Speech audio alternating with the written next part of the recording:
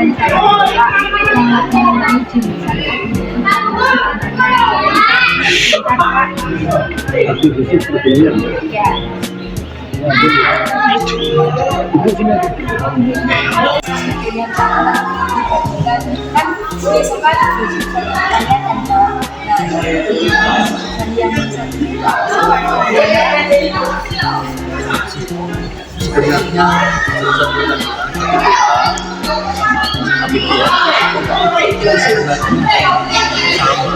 Sebenarnya ada pembelajarannya itu dalam lebih yaitu dipolinasi.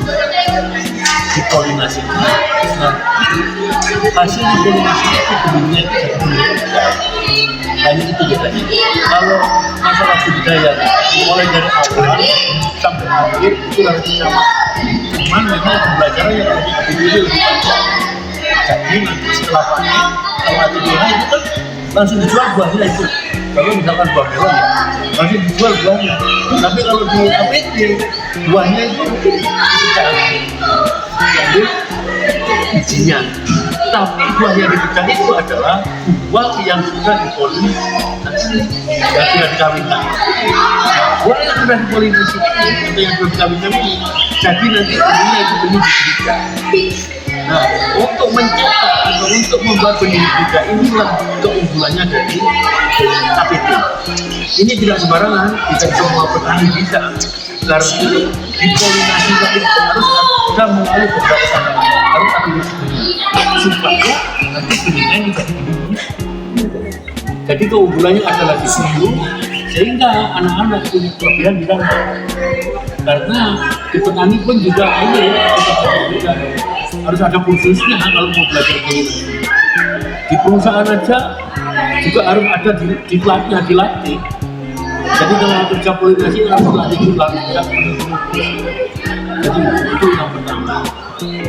Terus yang kedua, karena ini benih hibrida, ya jadinya nanti produknya ini jadi benih hibrida, maka kita tidak bisa jual sendiri. Benihnya tadi itu nggak bisa kita bungkus dan dijual bebas.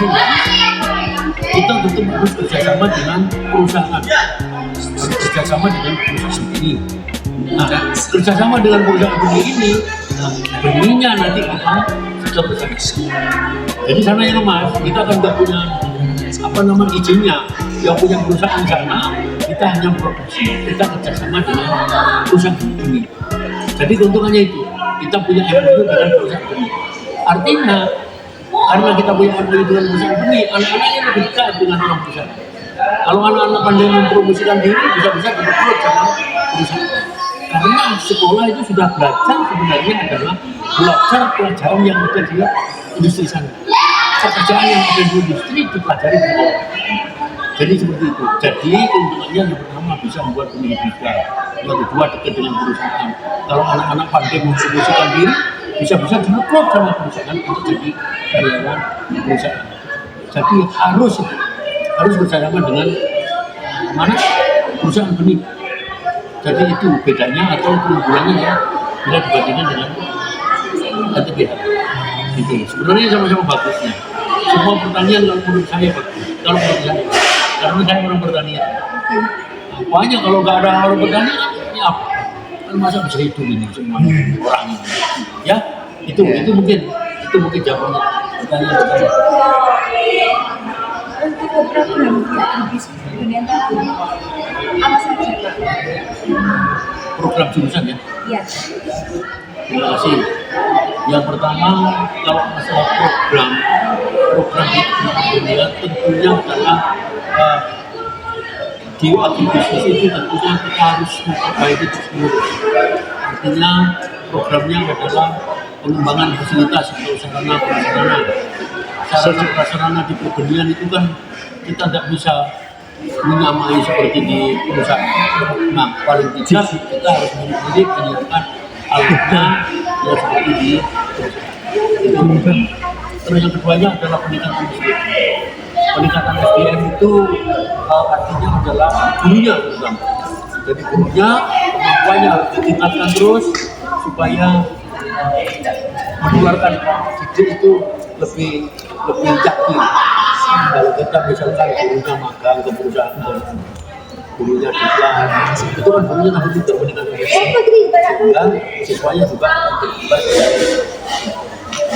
Untuk siswanya, ya tentunya ini program selanjutnya ini anak-anak SMP ini jangan segan-segan masuk ke pertanian.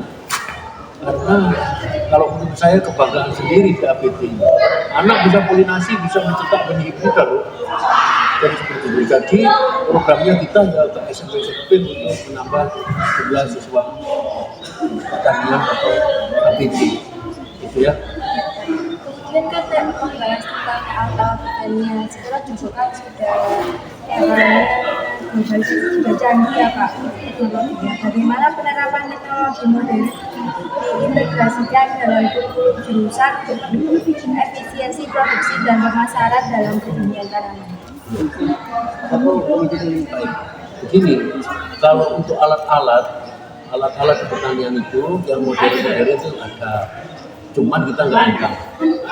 Contoh ini alat tanam bibit padi ini ada kita. Nah, tapi di jurusan APT kebetulan benih yang ditangani itu adalah bukan benih padi. Yang ditangani bukan benih padi, tapi adalah benih horti. Kita kerjasamanya adalah horti, ada melon, ada semangka, ada varia, ada timun, ada buncis, kacang panjang, dan jagung. Jagung bahkan dengan beberapa perusahaan. Itu. Nah, jadi untuk implementasi dari kecantikan alat-alat itu sebenarnya bisa dilakukan, tapi karena kita programnya adalah belum ada padi, maka alat itu masih belum kita implementasi. Jadi nanti suatu saat pasti akan kita manfaatkan untuk implementasi ke supaya anak-anak bisa mengamalkan juga menggunakan terus pelan-pelan. Ya, jadi seperti itu. Mungkin. Terima kasih ya Pak. Assalamualaikum.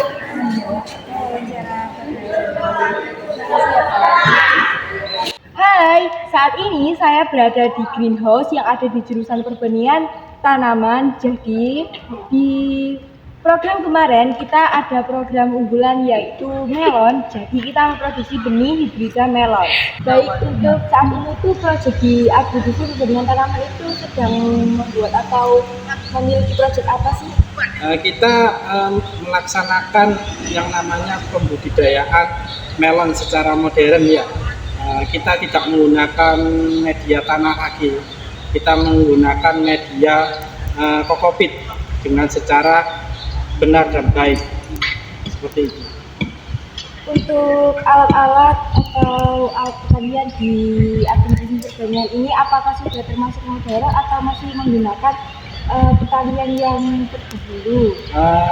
Untuk saat ini di jurusan agribisnis tanaman pertanian atau di SMK Negeri 1 Tekong ini peralatannya sudah memenuhi persyaratannya. Tetapi saya sadari peralatan di sini tidak secanggih yang lain. Tapi kami ingin memperbaiki fasilitas ataupun alat yang akan digunakan oleh siswa untuk menjadikan lebih baik. Baik, Kak. Terima kasih atas waktunya untuk wawancara pada hari ini. Terima kasih ya, Kak. Ya, sama-sama. Tadi kan saya sudah menjelaskan medianya ya. Setelah media sudah jadi dan siap dipakai, media tersebut dimasukkan ke dalam NKAS atau LAF. Nah, semisal kalian mau apa, mau reban atau mau sub. Kalau tadi kan sudah dijelaskan kan medianya kan ada dua, ada yang lebar, ada sub. Jadi kalau mau reban ya dimasukkan yang media tebar seperti itu. Kapan masukkannya? Kak, jadi gini, kalau kalian mau praktek tebar sekarang, berarti masukkannya itu 1 hari sebelumnya, berarti kemarinnya kan. Nah itu dimasukkan di dalam NKAS. Di dalam NKAS ini ada apa aja, ada alat-alat yang akan digunakan, dan yang paling penting adalah ada formalin bubuk. Apa sih fungsinya formalin bubuk di dalam NKAS ini? fungsinya adalah untuk sterilisasi alat dan bahan yang kalian masukkan ke dalam. Kenapa Kak kok perlu disterilisasi? Kalau tidak disterilisasi akan terjadi kontaminasi, bisa jadi tumbuh jamur. Yang putih-putih kayak tadi itu, nah itu tumbuh jamur. Jangan lupa kalau formalinnya kan sekarang masih ditutup, tapi nanti kalau steril itu harus dibuka. Seperti itu. Jadi alat-alatnya itu dimasukkan 1 hari sebelumnya. Apa alatnya cuma NK saja yang bisa dibuat nanam dan dibuat tebar atau sub tidak? Ada satu lagi namanya ini LAF. Nah, LAF ini adalah laminar air flow, fungsinya sama dengan NCAS. Apa bedanya sih Kak LAF sama NCAS? Kalau terlihat sekilas memang bentuknya beda kan ya. Tapi di sini kalau LAF itu sterilnya menggunakan sinar UV. Nah, ini kan ada sinar UV-nya kan. Nah, ini fungsinya untuk sterilisasi. Kalau di NCAS ada formalin bubuk, kalau di LAF ada sinar UV. Kapan masukkan? Sama seperti NCAS, jadi dimasukkan 1 hari sebelumnya. Seperti itu. Nanti ini ditutup, LAF-nya dinyala, UV-nya dinyalakan. Seperti itu. Setelah subkultur atau nebar di sini, terus diletakkan di mana botolnya? Balik ke sini. Setelah kalian tebar biji anggrek itu seperti ini deh. Jadi kalau ini nanti dibelah, itu akan terlihat seperti kapas. Tapi di sela-sela itu ada semacam serbuk. Lah serbuk itu adalah biji anggreknya. Itu alasannya kenapa biji anggrek itu tidak bisa ditanam di tanah atau di luar, harus dikulturkan karena sangat kecil sekali ukurannya. Nah ini ya biji anggreknya.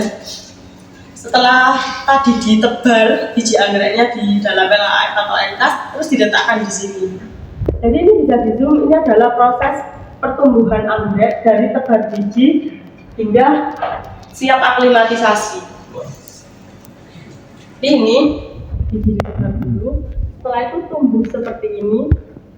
Nanti dari ini kan sudah padat, nanti dipisah lagi, disup lagi sampai seperti ini. Setelah itu ini kan mulai muncul daun, tapi kan padat kan, dan nanti itu dipisah lagi agar tidak terjadi perebutan nutrisi. Kan ini kan populasinya banyak, tapi nutrisinya kan masih sedikit kan, jadi dipisah lagi, disup lagi sampai sebesar ini. Jadi ini sudah siap diaklimatisasi. Seperti itu. Berapa lama sih Kak dari biji hingga siap aklimatisasi? Itu tahunan.